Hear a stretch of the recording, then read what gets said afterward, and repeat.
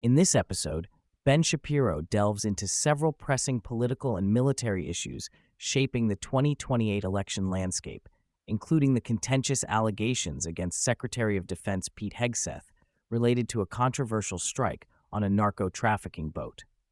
Shapiro explores the Democrats' strategic positioning concerning military orders, Senator Mark Kelly's potential presidential aspirations, the unexpectedly tight special election in Tennessee's 7th Congressional District, and additional political developments involving immigration, economy, and ongoing investigations. Shapiro outlines what he perceives as a dual approach by Democrats ahead of the 2028 election. The first prong involves casting doubt and unease within the military by accusing administration officials, such as Secretary Hegseth, of issuing illegal war orders.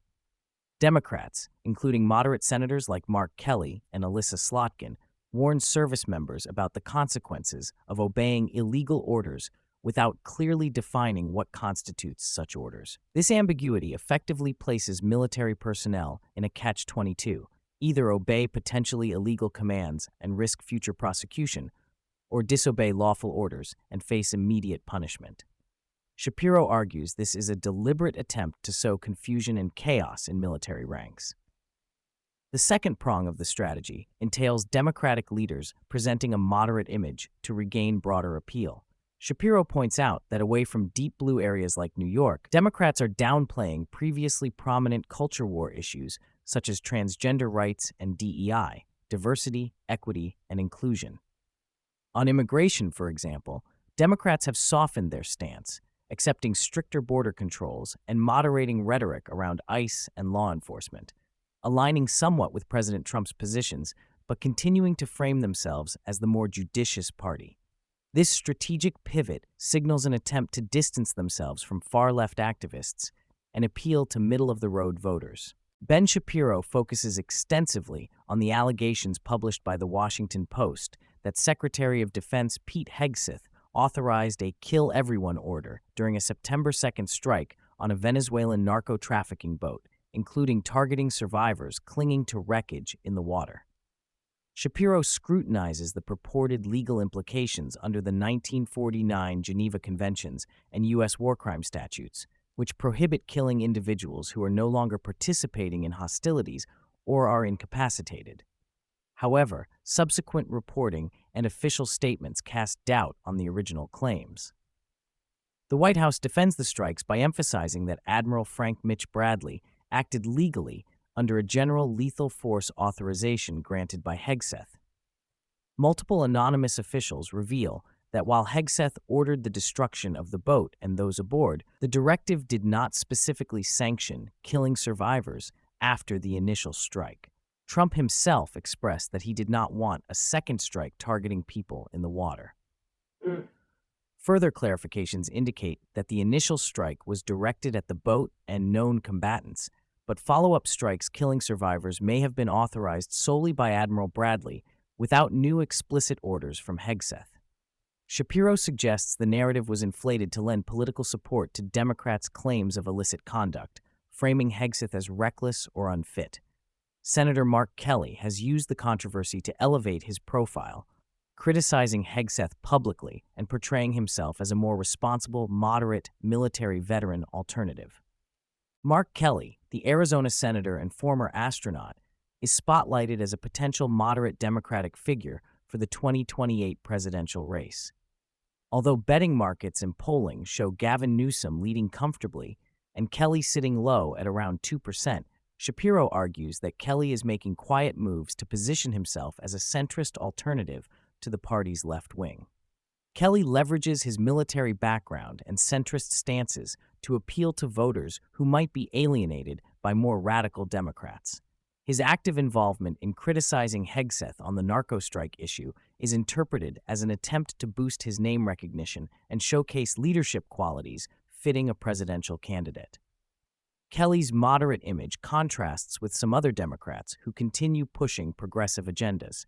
Yet, Kelly's voting record aligns closely with Biden's policies, meaning his moderation is more about presentation than dramatic policy shifts. The episode highlights the surprisingly close race in Tennessee's heavily Republican 7th Congressional District, where GOP nominee Matt Vaneps faces Democrat Afton Bain, a self-described socialist and advocate for progressive policies, including transgender rights and opposition to pro-life measures. Despite the Republican incumbent previously winning by a 20-point margin, poll numbers show a neck-and-neck contest, causing alarm among Republicans.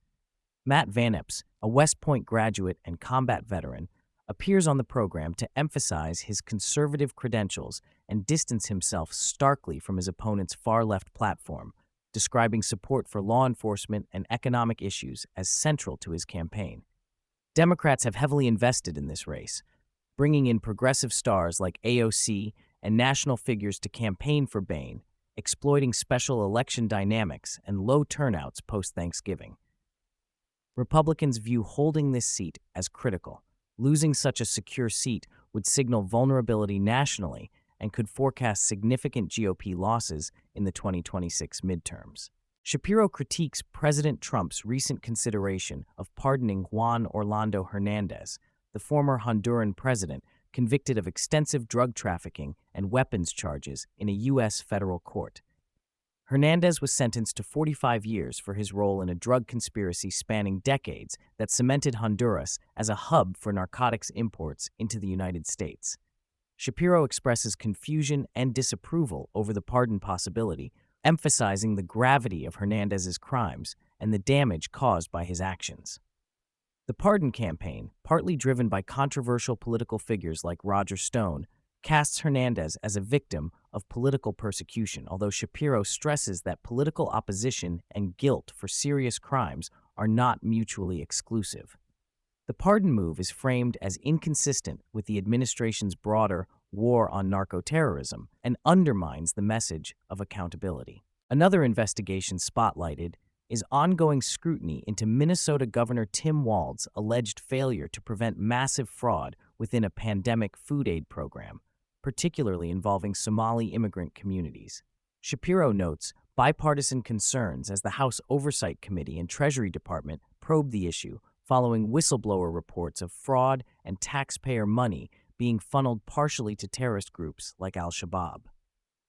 This scandal damages Walz's political stature and raises questions about governance and oversight, especially after Walz was briefly considered a potential vice presidential candidate. The shooting of 2 National Guard members in Washington, D.C. by an Afghan refugee with alleged terrorist ties rekindles debates on immigration policies and national security.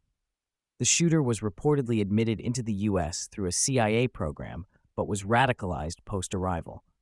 The White House calls for strengthened deportation policies and stricter vetting, aligning with Trump administration's immigration criticisms.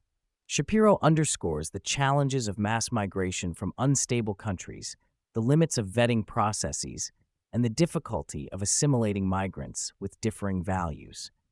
He notes that immigration remains a unifying issue within the Republican coalition, as Democrats generally favor more open policies. Drawing on a Manhattan Institute survey, Shapiro discusses evolving dynamics within the Republican Party, dividing between core Republicans, longtime GOP loyalists, and new entrant Republicans, many of whom supported Trump after previously voting Democrat. Differences emerge on taxation and government spending, with newer Republicans more open to higher taxes and greater government roles. Despite some policy gaps, illegal immigration remains a cohesive factor binding the party. Shapiro warns that as key Trump-era issues like border security become less urgent due to enforcement successes, Republicans must redefine their platform to maintain voter unity. The question remains whether older traditionalist conservatives or newer moderate entrants will shape the party's future. Shapiro touches on recent economic developments, focusing on rising government bond yields in Japan, signaling possible interest rate hikes that might cause capital outflows from U.S. markets to Japan. This financial movement creates volatility and uncertainty in the global economy, which has been teetering on a knife edge. Stock markets in the U.S. showed declines amid this backdrop. Shapiro notes investors' confusion over economic direction, especially with Europe's ongoing economic challenges related to green energy policies, making investment decisions more precarious. Concluding the episode is an interview with Matt Vaneps, Republican candidate in Tennessee's 7th District. Vaneps emphasizes his military service, conservative values, and opposition to his far-left opponent's policies on policing, taxation, and social issues. He highlights coalitions of local leaders, law enforcement support, and veteran communities backing his candidacy. Vaneps expresses confidence in winning decisively despite Democratic efforts and describes the broader stakes this race carries for both parties going into the midterms.